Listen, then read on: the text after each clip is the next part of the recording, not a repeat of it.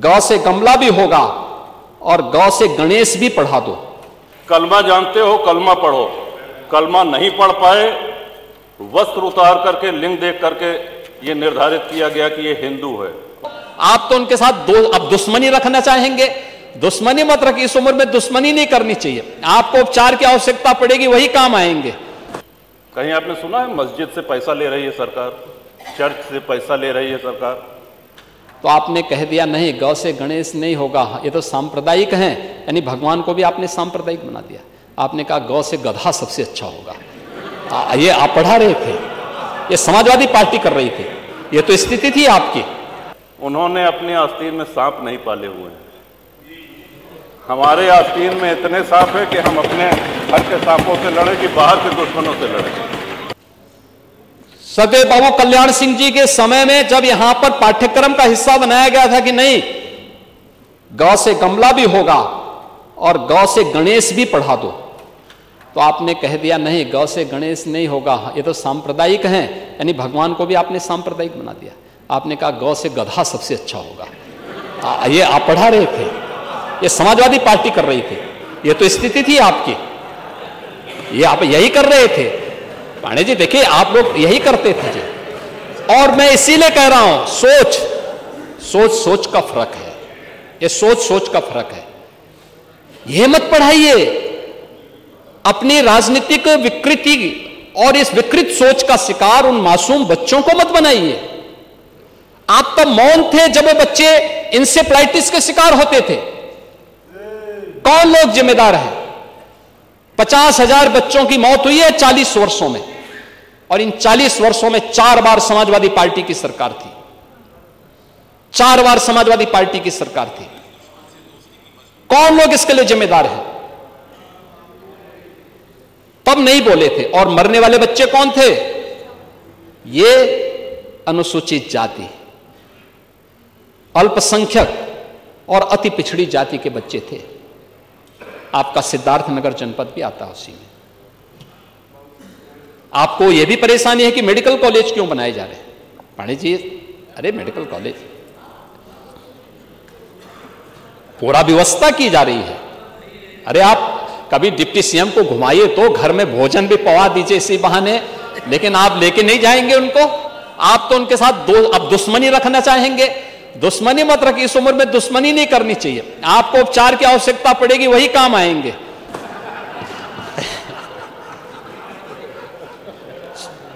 Super speciality की सुविधा वही दे पाएंगे। और पता नहीं, उन्होंने 3 दिन से पांडे जी का स्वास्थ्य खराब है, कुछ दवा वगैरह भेजनी चाहिए। तो माता बाबा कहते हैं उनको, जरा सम्मान के साथ माता बाबा कहते हैं। तो माता बाबा हैं पांडे जी, बहुत वरिष्ठ हैं और उस रूप में उनका सम्मान भी है, होना भी चाहिए। और उनका बहुत अच्छा मार्गदर्शन भी सदन को प्राप्त होता है, बहुत शालीनता के साथ अपनी बात को कहते हैं। लेकिन ये चीजें नहीं आनी चाहिए। और हम इस बात को कहना चाहेंगे, ये स्कूल जिनको जो पेयरिंग का पार्ट बन रही है, इन्हें पेयरिंग का पार्ट बनाने के साथ ही जो बस्तियां हैं उनको प्री प्राइमरी के रूप में, प्री प्राइमरी, इसमें बाल वाटिका चलेगी उन छोटे बच्चों के लिए। 3 वर्ष से लेकर 3 से 4 क्लासेज हम वहां पे उन बच्चों के लिए चलाएंगे, जिसमें उनके लिए हम नर्सरी की, LKG, UKG और फर्स्ट में उनको वहां पे प्रवेश की सुविधा देंगे, उनके लिए यूनिफॉर्म देंगे, उनके लिए एक नई स्कीम हम लेके आ रहे हैं। वह स्कीम ये है कि ये सभी बच्चे, हम लोगों ने जब इस पर काम प्रारंभ किया, आपको तो फुर्सत थी नहीं, आप लोगों की सरकार थी, आप लोगों को फुर्सत थी भी नहीं, ना आपका विजन था, क्योंकि आप लोगों के ज़्यादातर के बच्चे विदेशों में पढ़ते हैं और कुछ लोग उससे ऊपर उठ चुके हैं, इसलिए उसमें आप लोगों की सोच नहीं थी, करना भी नहीं चाहते थे, विजन भी नहीं था, क्योंकि स्वयं तक सीमित थे। आपका जो परिवार डेवलपमेंट अथॉरिटी थी ना, वो आपको अपने स्वयं के परिवार से बाहर नहीं सोचने देती। मैं खाऊं, मैं पीऊं, लेकिन बाकी लोग भूखों रहें, इसमें आपको मजा आता था। लेकिन हमारी सरकार ये करने जा रही है। हम लोगों ने जब पूरी रिपोर्ट ली तमाम अन्य संस्थाओं के साथ मिलकर के रिपोर्ट ली तो पता लगा कि प्रदेश के अंदर एक उम्र से नीचे के बहुत सारे बच्चे ऐसे हैं जिनमें पार्टी और नेता आएगी जाएंगी, राष्ट्र का एक दृष्टिकोण होना चाहिए, एक लंबी लॉन्ग टर्म प्लानिंग होनी चाहिए ताकि हमारे देश की उन्नति हो सके और हम एक विश्व के अग्रणी राष्ट्र में अपनी गिनती करा सके। इसलिए ये सदन श्रीमन, आज हमारे देश के सामने सबसे बड़ा खतरा जो बाहर से भी है और अंदर से भी है वो है आतंकवाद का। आतंकवाद इतना नित्य प्रयोग किया जाने वाला शब्द है कि हम इसको हल्के में लेने लगे। कल्पना करें, अमरनाथ जी दर्शन करने यदि कोई भक्त जाता है, बड़ी संख्या में लोग जाते हैं, 80,000 सैन्य बल लगते हैं सुरक्षा देने के लिए।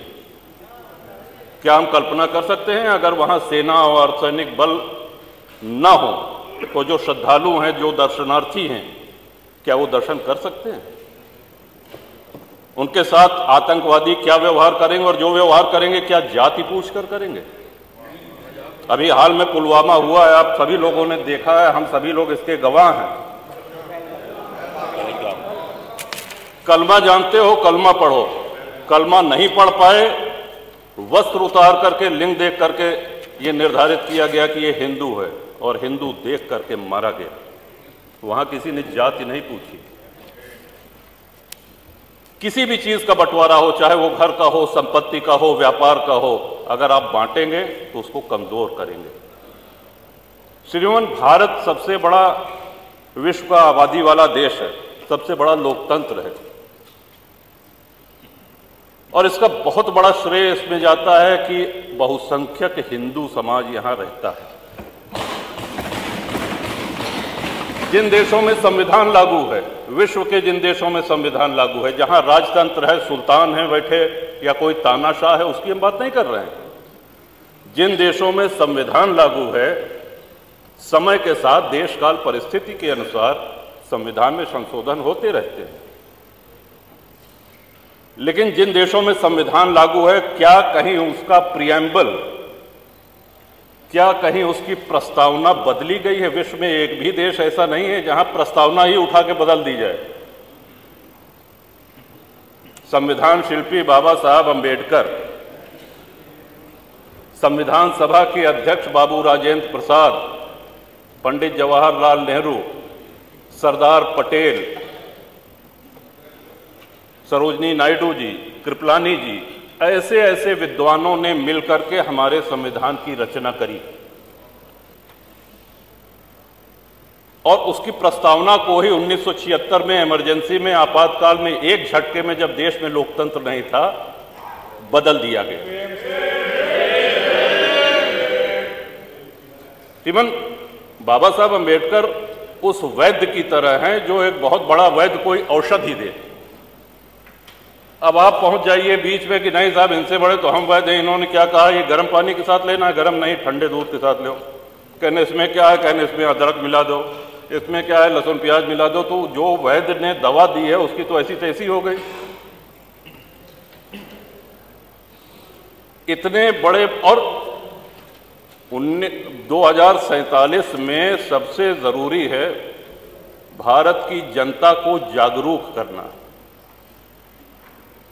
लोकतंत्र के साथ जब भी कुठाराघात होता है, जब भी उपहास होता है लोकतंत्र का, जनता को बोलना पड़ेगा, बोलना पड़ता है।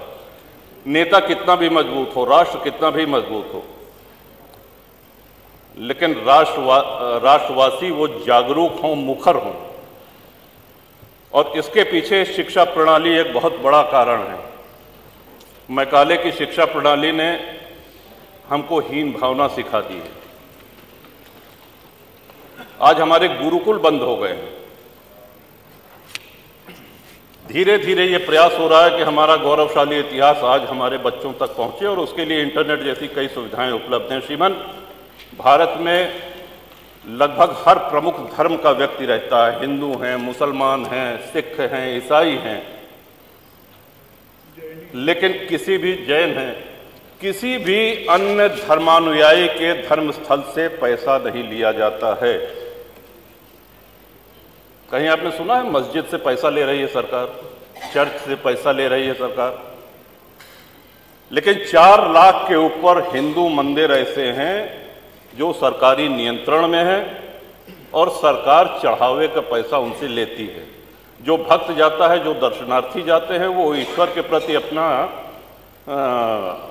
समर्पण करते हैं। सरकारी नियंत्रण मंदिरों पर से हटना चाहिए। आपके माध्यम से, इस सदन के माध्यम से अपनी ये बात पहुंचाना चाहेंगे श्रीमान। और हमारा स्पष्ट मानना है, लोगों ने जापान की तुलना करी कि साहब जापान कभी किसी का गुलाम नहीं रहा, और जापान हो, यूरोप के कई देश हों, उनके साथ सबसे बड़ा फायदा जानते हैं क्या है? उन्होंने अपने आस्तीन में सांप नहीं पाले हुए हैं।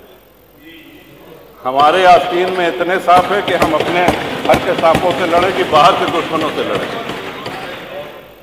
आपका इशारा हो गया श्रीमन, 2 मिनट। बहुत अच्छे हो, इशारा समझते हो। अंग्रेज जब भारत में आए, उसके पहले हमारी जीडीपी विश्व की जीडीपी के 30% से अधिक थी। पूरा व्यापार हम करते थे, और जब गए तो लगभग 1-1.5% बचे थे। हम कंगाली पे आ गए थे। अंग्रेज जब आए तो 60 से 70 हजार अंग्रेज सैनिक थे कुल, और उस समय अविभाजित भारत की आबादी 60 करोड़ थी।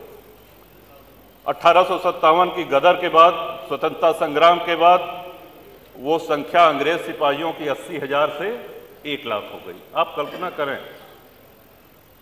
60 करोड़ लोगों पर 1 लाख अंग्रेज सैनिक हुकूमत करते रहे, हमारा खून चूसते रहे। क्यों? क्योंकि हम मौन रहे, हम निष्क्रिय रहे। और आज़ादी के बाद भी हमको अहिंसा का एक ऐसा पुट पढ़ा दिया गया कि अहिंसा परमो धर्मा। हाँ ठीक है, अहिंसा परमो धर्मा है, लेकिन इसकी दूसरी पंक्ति है अहिंसा परमो धर्मा धर्म हिंसा तथैव च। इन्हीं शब्दों के साथ आपका आभार व्यक्त करते हैं श्रीमन। और कुंभ की चर्चा आई तो कुंभ में मैंने प्रवास किया श्रीमन। देश विदेश में कुंभ की चर्चा हुई, प्रशंसा हुई, और एक छोटे से छोटे सफाई कर्मी से लेकर के बड़े से बड़े अधिकारी ने अपनी पूरी ऊर्जा लगा दी। मैं समझता हूं कि इतने बार तुम माननीय नेता सदन गोरखपुर नहीं गए होंगे जितनी बार प्रयागराज गए हैं। सुबह न देखा न शाम देखा, हमेशा पहुंचते रहे। और अद्भुत व्यवस्था, 60 करोड़ के ऊपर श्रद्धालुओं ने पतित पावनी मां गंगा में स्नान किया।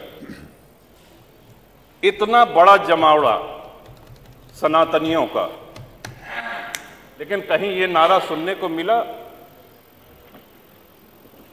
कि साहब इस मजहब के, इस धर्म के लोगों को हम नहीं रहने देंगे। कहीं किसी दूसरे धर्म, किसी दूसरे मजहब के किसी धर्म स्थल को कोई नुकसान पहुंचाया गया? एक नारा कहीं लगा? यही सनातन की, यही हिंदू धर्म की महानता है। और श्रीमन, भारत इसीलिए धर्मनिरपेक्ष राष्ट्र है क्योंकि हिंदू बाहुल्य है, सनातन बाहुल्य है।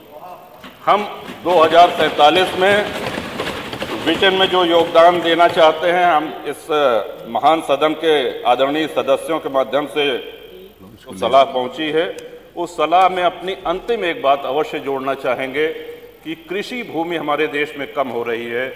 नगरों का, गांवों का निर्माण हो रहा है, प्लॉटिंग हो रही है, सड़कें निकाली जा रही, हमारी आबादी बढ़ रही है, लेकिन हमारी कृषि भूमि में कमी हो रही है। इस चिंता को भी ध्यान में रखें, और इस सदन के माध्यम से माननीय जो नीति निर्धारक हैं, जो केंद्र में बैठे हैं, आदरणीय प्रधानमंत्री जी, वो भी अवगत हों। आपने अवसर दिया, बहुत बहुत धन्यवाद। माननीय नेता प्रतिपक्ष, उसमें माननीय नेता प्रतिपक्ष